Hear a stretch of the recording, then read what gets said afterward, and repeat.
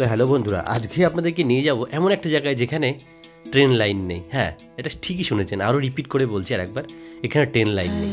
এখানে 100 থেকে 150 কিলোমিটারের মধ্যে কোনো ট্রেন লাইন নেই। মানুষের জীবন জীবিকা কিভাবে চলে, ঠিক সেরকম একটা জায়গা আপনাদেরকে নিয়ে যাব।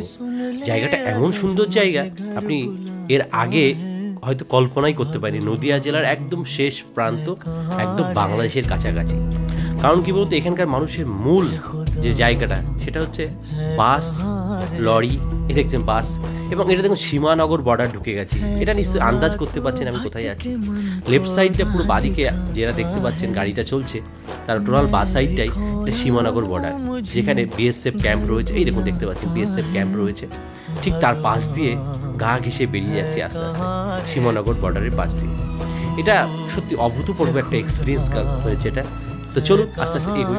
এবং এই দেখো সীমানগর বর্ডার এরিয়াটা, এবং এখানে একটু রাস্তাতে দাঁড়িয়ে চা পান করে নিলাম। এবং গোপাল আছে, দীপ আছে, এবং আমি আছি, এবং সন্তোষ আছে এই সাইডে। যাই হোক, তো চলুন সেই জায়গাটাকে ঘুরে আসি। কেমন লাগে আপনাদেরকে অবশ্যই কমেন্টে নিশ্চয়ই জানাবেন আপনারা। এরকম চাষফুল জায়গায় একটা গাড়ি দাঁড়িয়ে, সুন্দর এই পরিবেশ, সত্যি এটা বলার কোনো অপেক্ষা রাখে না। সুন্দর পরিবেশ, দুটো সাইডে শুধু পাট চাষ, কলা চাষ, এবং এত সুন্দর এই রাস্তা বয়ে যাচ্ছে। এই পরিবেশ সত্যি মানে মুগ্ধ করে দিচ্ছে। আমরা যখন যাচ্ছিলাম তখন 9টা বা 9:30 বাজে, মানে সুন্দর রোদ পড়েছে এবং তার মধ্যে যাচ্ছে। এবং চাচার কাছ থেকে মুরগি কিনে নিলাম একটা। এই দেখুন সেই চাচা, যার সঙ্গে তো এমন সম্পর্ক করে নিয়েছিলাম, চাচা তো মানে খুব আপ্লুত হয়ে গেছে। চাচা খুব ভালোই করেছে। এবং সেখানে দেখুন সন্তোষ এবং ওরা আছে দোকানের মধ্যে, চাচার দোকানে। অনেকটা বেলায় চাচা মুরগি, এবং চলে এলাম লাস্টে জলঙ্গি নদীর ধারে। ঠিক ওই রাস্তা ধরে জলঙ্গি নদীর ধারে তেহট্ট করিমপুর, নিশ্চয়ই নাম শোনা, জায়গার নামটা সাসপেন্স রেখেছিলাম এতক্ষণ শুনি। এটা জলঙ্গি নদীর ধার, এবং নদীর ধারটা এতটাই সুন্দর, মানে সত্যি মানে যত বলি ততই কম। এই দেখুন আমি একটুখানি নিজেকে ক্যামেরা বন্দি করে নিয়ে নদীটা দেখে নিজেকে সামলাতে না পেরে সামনের দিকে এগিয়ে আসছি। এবং জলঙ্গি নদীর ধারে মানে এই যে পরিবেশ, ও এত সুন্দর। আর এখানে সবচেয়ে বড় রহস্যজনক যে ব্যাপারটা, আমার আর একটা ভিডিওতে আপনারা নিশ্চয়ই দেখেছেন, সেটা হচ্ছে যে হঠাৎ করে এখানে জল 4 থেকে 5 ফুট বেড়ে গেছে, যার ফলে মানুষের মধ্যে মাছ ধরার একটা প্রচুর হিড়িক লেগে গেছিলো। কারণ হঠাৎ একটা শুকনো জায়গায় জল হয়ে গেছে। এবং এর পাশেই একটা গোপীনাথ মন্দির রয়েছে, যেটা এই জলঙ্গি নদীর ঠিক উপরে। সেই মন্দিরের চিত্রটা আপনাদের সামনে রাখছি। এটা হচ্ছে মন্দিরটা, গোপীনাথ মন্দির। এবং এর ভিতরে ভগবান শ্রীকৃষ্ণ স্বয়ং বিরাজ করছে, সেটা আপনাদেরকে দেখাই। দেখুন এই দেখুন ভগবান শ্রীকৃষ্ণের কাছে আপনাকে নিয়ে যায়। এই দেখুন ভগবান শ্রীকৃষ্ণ। সত্যি এই চিত্র মানে সত্যি এত সুন্দর, মানে এত অভূতপূর্ব, আপনার বাইরে। এবং মন্দিরটাও দর্শন করে নিলাম ফাইনালি।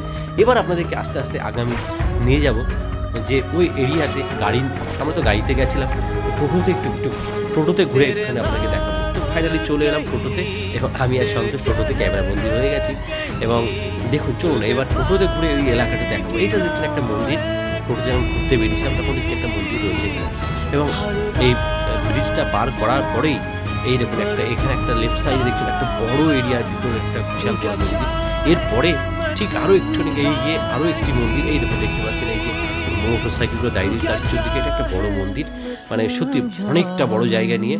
এবং একদম গ্রামের মানুষটা এত সরল সিধে, এত ভালো হয়, মানে সত্যি কথা বলতে না ঘুরলে। এবার চলুন কয়েকটা এর মানে এই নয় কিন্তু মানুষের জনজীবন থেমে আছে ঠিক এইরকম একটা জায়গায় তেহট্ট। এটা আইটিআই কলেজ। এবার এটা আইটিআই কলেজের এরিয়া। এরপর চলুন তেহট্ট যে কলেজটা আছে, গভর্নমেন্ট যে কলেজ আছে, সেই কলেজটা একটু দেখা। এই দেখুন কলেজের এরিয়াটা দেখতে পাচ্ছেন, এটা কিন্তু কলেজের গেট। এই দেখুন এটা কলেজের একটা গেট, খুব সুন্দর একটা গেট। গেট ধরে আস্তে আস্তে এগিয়ে যাচ্ছি।